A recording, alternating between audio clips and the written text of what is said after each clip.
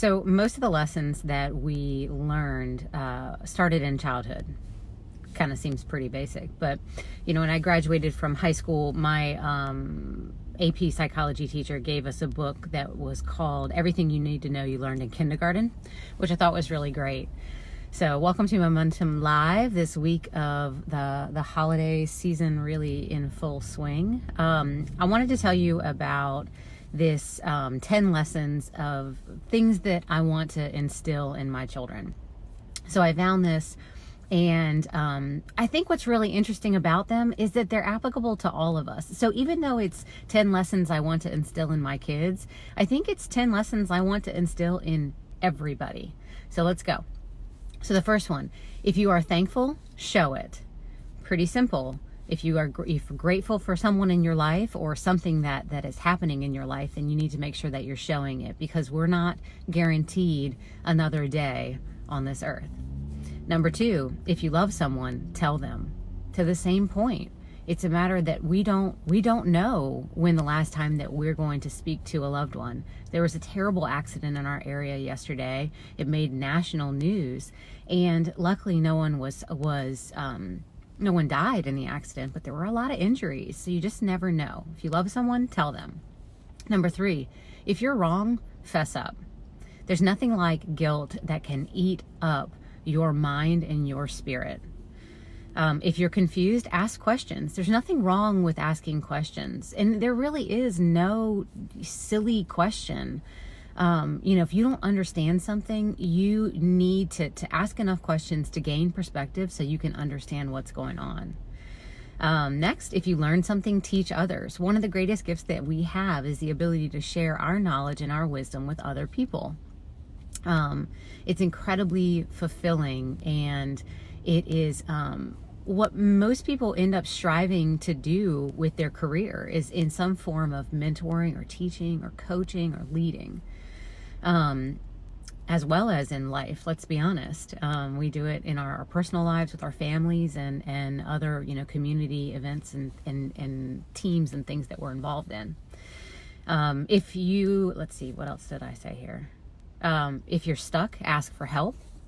So, we want to go it alone, which I did an entire Momentum Live on this before, but we want to go it alone because somehow we think that asking for help makes us less capable or less independent.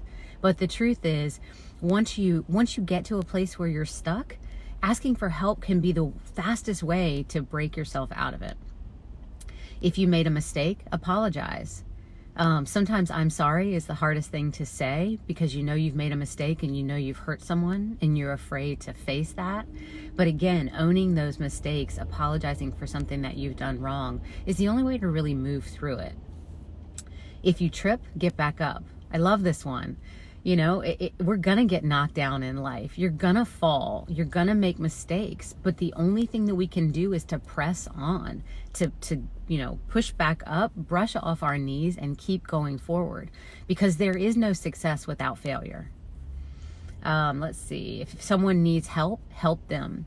We're all interconnected as human beings. It's incredibly important that we realize that, there are people who are going to ask us for help. There are people who are going to need help but not ask us. And, it's our job to help support all those that are around us. And the last one is, if you see wrong, take a stance. This is something that I have been sharing with my children a lot, especially since they're in elementary school and bullying is starting. It's all of our responsibilities to stop that. And specifically with my kids, I am constantly reminding them that it's your job. If you see something that someone else is hurting someone else's feelings, or they're being mean, it's your job to stop that. I want them to step in when they see something that's wrong, and I want them to step in and make a difference. So awesome lessons. This is directed towards things that we want to instill in our children. But when I read them, I'm like, yeah, okay. Yep. That's everything I want to be as an adult too. So lessons learned on this magical week as we go into Christmas, if you celebrate that. Another thing that children do so well is just believe in the magic and the possibility of everything. So that's my wish for you this week. I hope that you have a magical week, and it's just enjoy the spirit of the season and being with family. Take some time to rest and recharge, and let's get ready for an awesome 2020. Y'all have a great week and a great Monday, and I'll see y'all next week.